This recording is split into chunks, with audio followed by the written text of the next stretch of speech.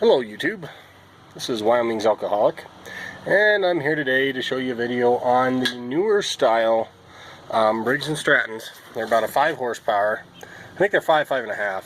They say everything in cc's now. They call it a 550 series. Briggs and Stratton. They can be on Troy belts or Craftsman. You'll know the ones I'm talking about, and I'm going to show you here in a minute, but they got plastic carburetors, and they're the newer style. I get around 5 every season since they've came out. People bring to me, and I have to clean out the little jet in the bottom of the bowl, and almost every time that's almost what's wrong with every one of them. I just did one today. This is my second, believe it or not. The first one I had a choke on the top of it. It was a little different, but it had that green slime packed clear in the bottom of that little pickup jet, just that tiny guy in the very bottom. So I'm going to show you guys. We're going to approach this how I approach everything, even though I'm pretty certain this is going to be a feel issue.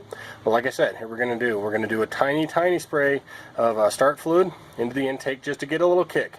We're going to see if it's spark, compression, or fuel. Sometimes air restriction can cause issues too, but we're going to take that air cleaner off and that cover, so you know that's not going to be an issue. So we're going to have plenty of airflow.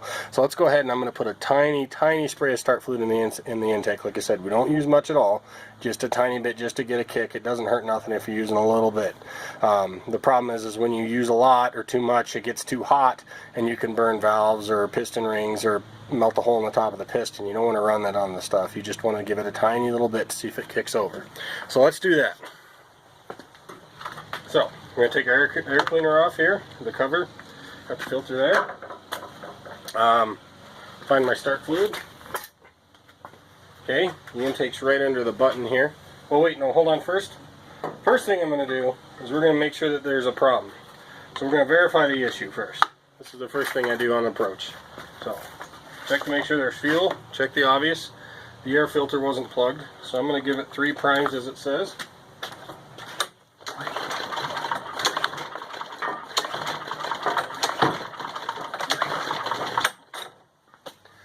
One tip I have for you guys too, don't wear yourselves out pulling on these stupid things.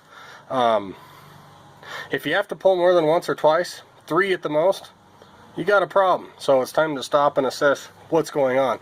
Don't keep pulling and wear yourself out. So my brother, he hates working on snowmobiles for that reason, but like I said, 1, 2, 3 pulls max. You should be figuring it out. At that point, you already know you got a problem. So let's take this off. Okay. The air filter is pretty much brand new because these mowers aren't very old. So again, the intake's right under this button here. And the choke may close it, but we should get enough in there to actually pop it over here.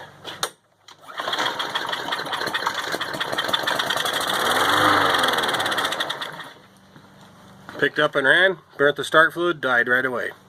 So not only does it have a problem starting from fuel restriction, but it won't stay running because of fuel restriction. So we're going to pull these 2 bolts out here. Alright, so here we go. We got 4 bolts. They are 8 and 7 millimeter. There is 2 of each. So we're going to go with the biggest ones first here. This is the 8 millimeters. That one, where's the other 8? Oh, I already took the other 8 out. It's sitting right there. So I already got the 8s out. Now I'm going to pull the 7s.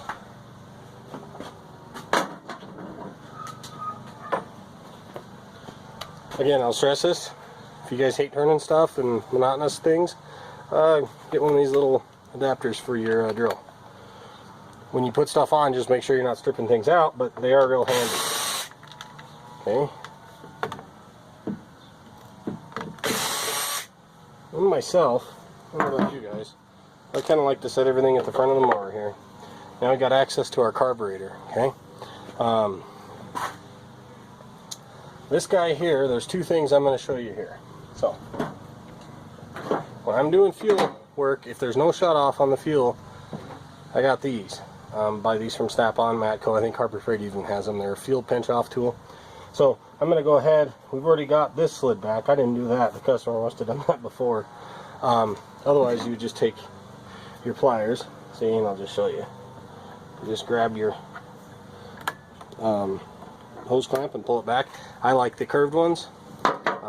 Just better to get in there in those kind of corners and grab things. A lot easier. So I'm going to go ahead and pinch that fuel line with this. And they lock back like that. You just slide this ring back and it locks them.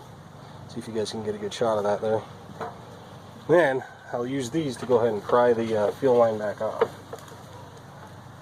So we got our carburetor loose. Fuel line is disconnected. There's nothing that bolts them in here. They just slide right off of the intake. You do have to worry about the governor arm up here. It's the throttle control. So you just kind of wiggle these guys. Just be ginger. Okay, and then you get this carburetor out to a certain length here, and you can just get it off that hook.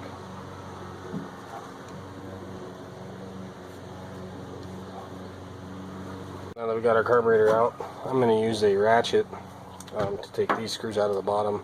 I won't use a drill on this. It's just plastic, and you just want to be more ginger. So these are 7 on the bottom of this. There's 2 of them.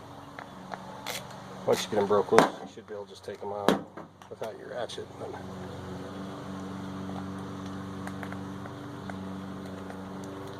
Once you get these 2 screws out, I just kind of set them here. Okay, and you need I use a flat blade screwdriver to pry this up, just to pop it. These kind of get hung up here, but there's a kind of little ridge you can kind of work both sides with real gingerly. Again, you don't want to gouge the O-ring. You don't want to cause any damage to the plastic housing, because it's plastic. And there's plenty of fuel in the carburetor, but it's not getting picked up because there's an obstruction in this little jet here. While you're here, you want to make sure that you go ahead and reseat these O-rings if they've walked back like these have. Not all the way back, but just make sure they're over the lip. And before I do anything, if you guys ever kind of a little apprehensive, I always take pictures of linkages of the top of the carburetor or of how things came apart before I took them apart, so I have a reference just in case. So next thing you're going to do here, you're going to take, there's your float is here, and this is the float pin, and just gingerly pry up in the bottom. That's going to come right out of there. This is your needle. Make sure not to lose either of those 2 pieces. I'll just set them here in the bowl for now. Clean those up in a minute. Now you've got the housing, and this is where the seat or the needle goes in, inside of there. Sometimes, as you can see, there's a little, you may not be able to see it, but there's a little green buildup inside of there. And then this is where the fuel is picked up from the bowl to go into the throat. So I take carb cleaner, and actually I use welding tip cleaners, and I'll clean out both of those and spray them with air. And I usually start with the housing itself. You can start on whatever you want. You just kind of hit the intake or the seat. It's brass, so if you are using carb cleaner, just so you guys know, on carburetors, this is plastic and mostly brass. It's not a big deal, but like this rubber O-ring on here, I'm not going to get any carb cleaner on that. And if you've got a rubber seat instead of a brass one, just like on this needle, so instead, since there's not a rubber seat, there's rubber on the end of the needle. I'm real careful about getting carb cleaner on those, because that carb cleaner can eat that rubber and misshape it and cause it to form funny. So actually they expand and then they never fit on again. So yeah, just hit this brass seat, try to hit the center of it, get some spray out of the end. I usually go back and forth both ways. And then I'll just kind of spray the inside of this real good. There's kind of a green tint to everything in there, so I know that it was filthy anyways. And this little hole here is pretty important. This is where those obstructions usually lie.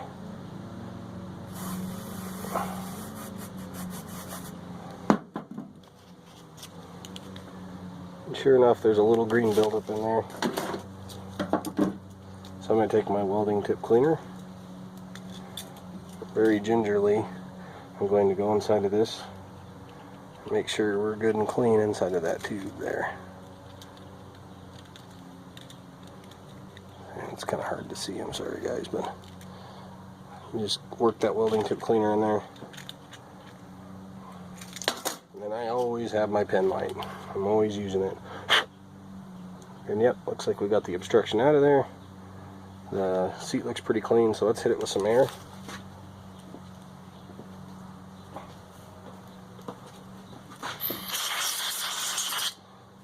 So we're going to go ahead and hit that port, the pickup tube. This actually runs into the main jet that goes up into the throat, and it uses the Venturi effect to kind of pushes air down, and then it picks fuel up out. It's kind of interesting, but that's how it works. And these are idle circuits, and I usually hit those too with air.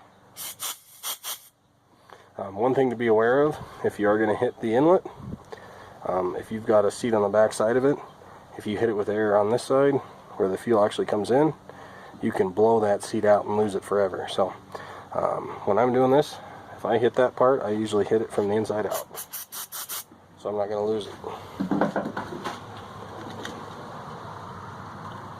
Okay. So this is the seat I was telling you guys about, or the needle. Oh, there you are.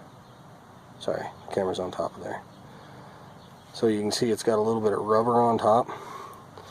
I just kind of clean these up with my shirt because it's a rag.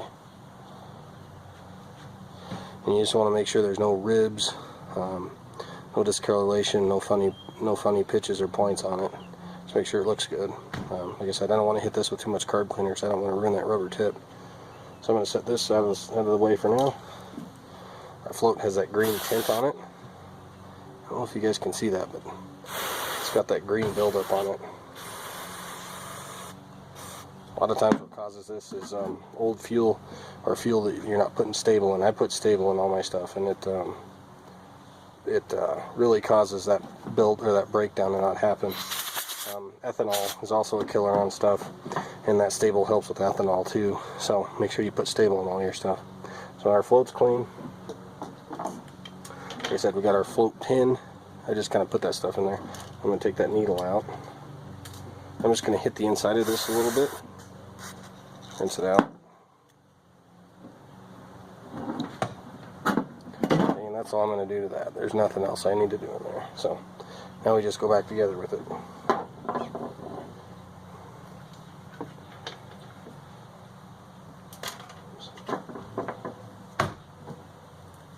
The first thing you do is hang your needle on the seat, or hang your needle on the float. It's got a little ridge in there. Just slides right in that ridge, that notch there. And remember how this went in here, but remember the needle goes to the seat. There's a couple ways you can do this. Some of the style you actually have to slide this in after it's inserted. This one you can actually slide it into the float, and it's designed just to snap into those places there. So it's snapped in. One way you can test floats and needles too is you can blow into this. And you can tell it's making a good seal there. So now we're going to put our float back, or our bowl back on. This square cutout needs to go over this. So it's going to go together just like this.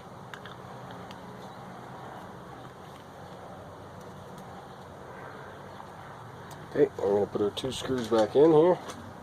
Again, I'm going to use my ratchet on this one because it's plastic and I don't want to over torque these. You can drop your torque setting, but it's not worth it. It's not worth the risk on these plastic carburetors.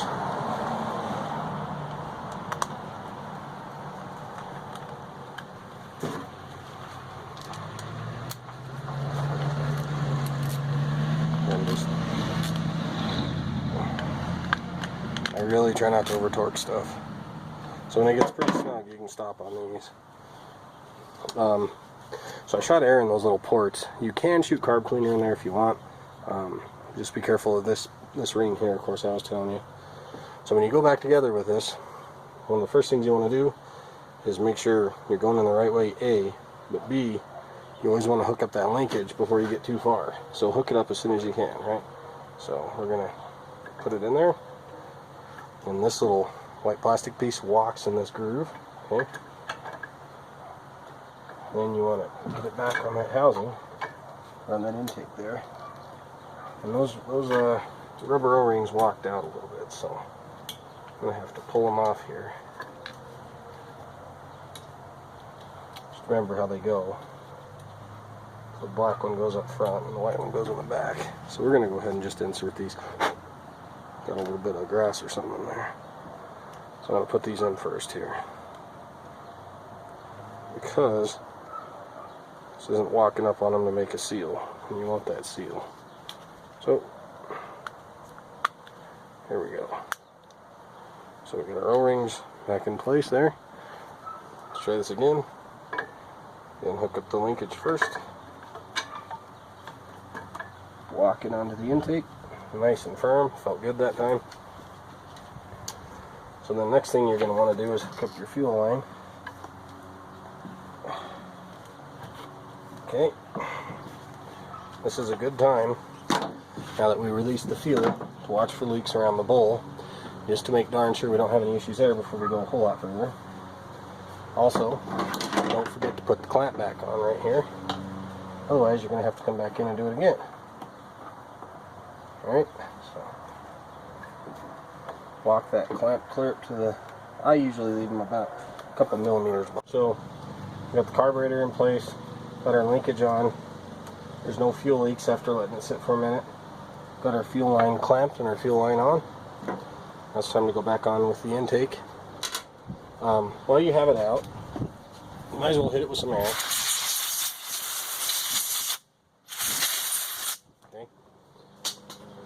Now, this is it's kind of a breather tube for the crankcase. Make sure that you kind of hook that on as you go on with it. It's going to be kind of tricky, but it's not as bad as you think at first. So, I just kind of hold the back of it, and then I start it on before I ever go on with the air, with the intake. And then you can kind of walk it on and it stays on there, no problem for you. And I'm a little low on it, so I have to walk it up a tiny bit.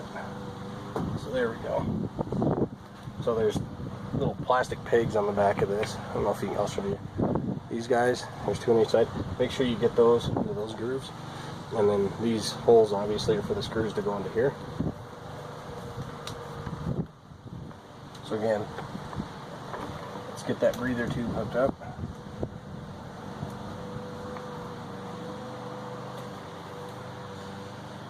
Those in the holes there.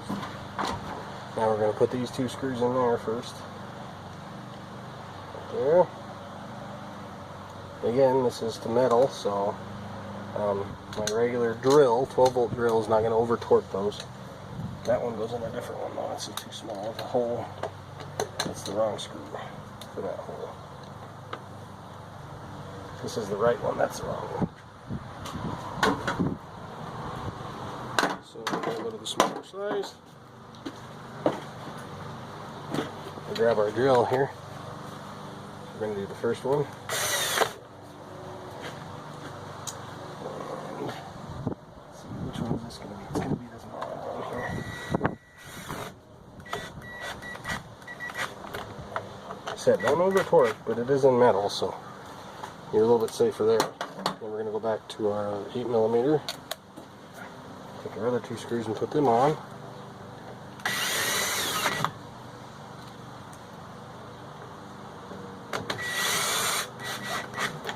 Okay. Next thing, we're going to put the air cleaner back on with the filter. So, again, filter's nice and clean. I normally blow them out, but this thing's spotless. So, that's going to go in there. Okay. Now, we're going to do a test start here before I even move anything, but I'm going to make sure that it's safe underneath here to even turn it over. Make sure there's nothing underneath here. So, socket laying over there. But, so let's give it 3 pumps here.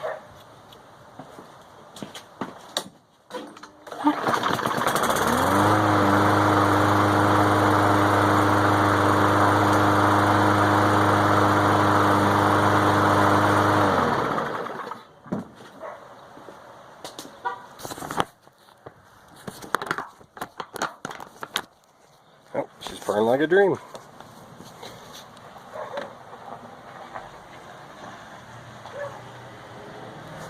So, just in case you've had trouble with these carburetors, and if you're a do-it-yourselfer, you're going to want to know how to do this if you own this, because I do, like I said, about 5 a year, 1 return customer.